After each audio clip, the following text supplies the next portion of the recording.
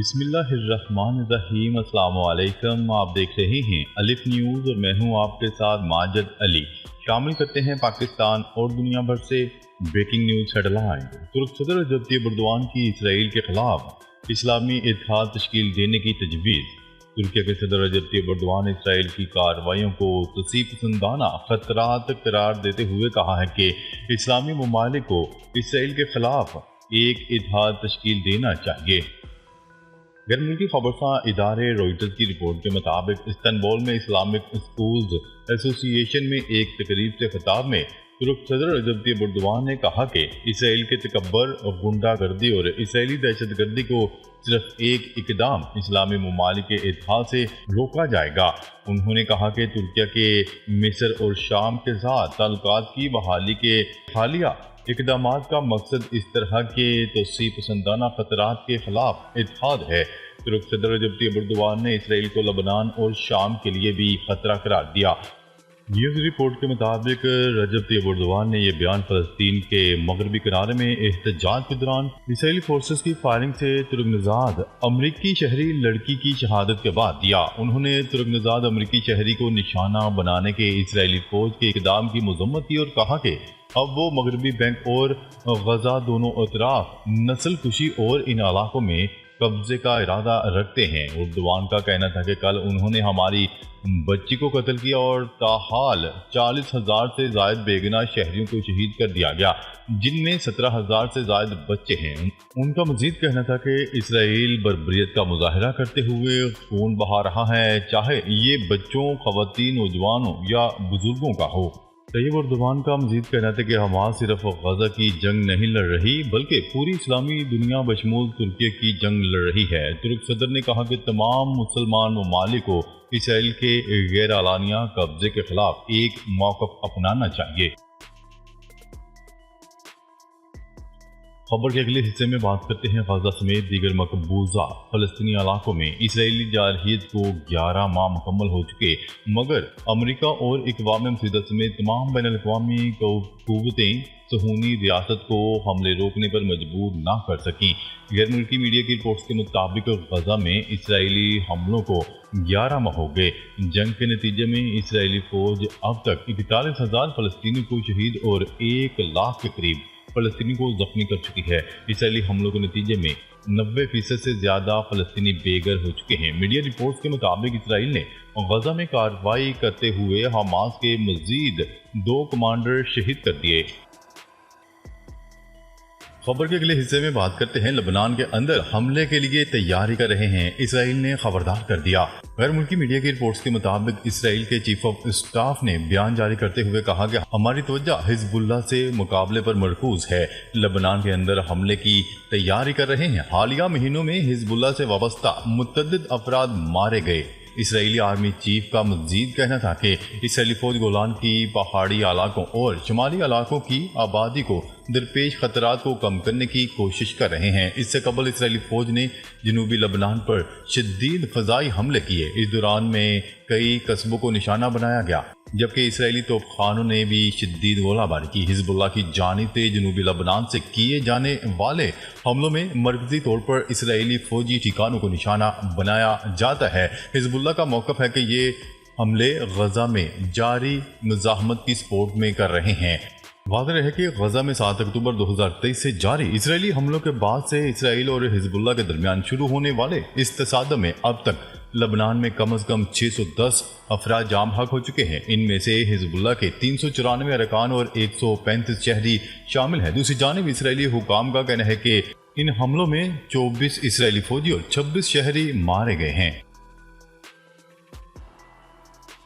खबर के अगले हिस्से में बात करते हैं यरगमानियों की वापसी के लिए इसराइल में 7.5 लाख अफराद सड़कों पर निकल आए। इसराइल में यरगमानियों की वापसी के लिए अब तक का सबसे बड़ा एहतजाजी मुजाहरा किया गया। इसराइल के दारुल हुकूमत तेल अवीव में 7.5 लाख मुजाहिरीन सड़कों पर आ गए। यरगमानियों के अहले खाना ने इसराइली वज़ीर-ए-आज़म नेतन्याहू से हमास के साथ जंगबंदी का मुतालबा दोहराया। मुजाहिरीन ने कहा कि अपनी कुर्सी बचाने के लिए यरगमानियों की जानें दांव पर लगाई जा रही हैं। अमेरिका की इसराइल और हमास के दरमियान जंग बंदी की नई तजावीज़ को हतमी शक्ल देने की कोशिशें जारी हैं। खबर के अगले हिस्से में बात करते हैं एशिया का सबसे ताकतवर समुद्री तूफान यागी चीन के बाद वियतनाम से टकरा गया। एशिया में रवां साल का सबसे ताकतवर तूफान यागी चीन के बाद वियतनाम से जा टकराया। मुख्तलिफ हादसात में 4 अफराद हलाक हो गए। दारुल हुकूमत हनोई में मूसलाधार बारिशों से मुख्तलिफ इलाके ज़ेरे आब आ गए। तेज हवाओं के बायस दरख्त जड़ों से उखड़ गए। महकमा मौसमियात का कहना है कि अब तूफान की शिद्दत में कमी आ गई है। इससे कबल चीन में तूफान ने तबाही मचाई थी, जिसके नतीजे में लाखों अफराद मुतासर हुए थे और 8 लाख अफराद को बिजली की फराहमी बंद हो गई। तूफान यागी 2 रोज पहले चीन के सूबे हेनान से टकराया था, जिसके बाद चीनी सदर ने मुख्तलिफ इलाकों में इमदादी कार्रवाइयाँ तेज करने का हुक्म दिया। चीन से कबल समुद्री तूफान यागी ने फिलिपाइन में भी तबाही मचाई थी, जहां 16 अमवात हुई थी। फिलिपाइन से टकराने के बाद तूफान यागी की शिद्दत 2 गुना बढ़ गई थी। खबर के अगले हिस्से में बात करते हैं लबनान के सरहदी कस्बे पर इसराइल का हमला। तिब्बी हमले के 3 अरकान जाम भाग। लबनान के जनूबी कस्बे फारून पर इसराइल के हमले में 3 पैरामेडिक्स अरकान जाम हक और मजीद 2 जख्मी हो गए, जिनमें से एक की हालत इंतहाई तशवीशनाक बताई गई है। रॉयटर्स की रिपोर्ट के मुताबिक लबनान की हुकूमत ने बयान जारी करते हुए कहा कि इसराइली फोर्सेज ने लबनानी सिविल डिफेंस की एक टीम को निशाना बनाया, जबकि उन्होंने इसराइल की हालिया फजाई कार्रवाइयों का जवाब दिया है। उनका कहना था कि इसराइल की कार्रवाइयों में एक फायर ट्रक निशाना बना। लबनानी हुकूमत ने इसराइल के हमले की मजम्मत करते हुए इससे हुकूमती ओहदेदारों पर बदतरीन कार्रवाई करार दिया और ये 12 घंटों से कम वक्त में इमरजेंसी टीम पर दूसरा बड़ा हमला है। दूसरी जानिब इसराइली मिलिट्री ने इस हमले के हवाले से कोई रद्द-ए-अमल नहीं दिया। हिजबुल्लाह ने बयान में कहा है कि इसराइली हमले के जवाब में इसराइल की 91वीं डिवीजन के हेडक्वार्टर में मिसाइल बरसाए, जहां शुमाली सरहद की निगरानी की जाती है, और इस हमले में इनका दफ्तर और एहलकारों को निशाना बनाया गया है। हिजबुल्लाह और इसराइल के दरमियान जारी इस कशीदगी के नतीजे में सरहद के दोनों अतराफ से हजारों अफराद बेघर हो चुके हैं। याद रहे कि दोनों फ्रीकैन के दरमियान कशीदगी गुज़िश्ता बरस 7 अक्टूबर को शुरू होने वाली गजा जंग के बायस बड़ी थी और हमास के हमले के बाद इसराइल ने हिजबुल्लाह के साथ जनूबी लबनान में सरहद पर भी लड़ाई शुरू की थी। खबर के अगले हिस्से में बात करते हैं इसराइली वज़ीर-ए-आज़म नेतन्याहू के नए नक्शे पर मिस्र में शदीद गुस्सा। जुमेरात को मिस्र ने इसराइल को सख्त अल्फाज के साथ पैगाम भिजवाया है। इस पैगाम में इसराइली वज़ीर-ए-आज़म नेतन्याहू की जानिब से अपनी हालिया प्रेस कॉन्फ्रेंस में इस्तेमाल किए गए नक्शे पर मायूसी का इजहार किया।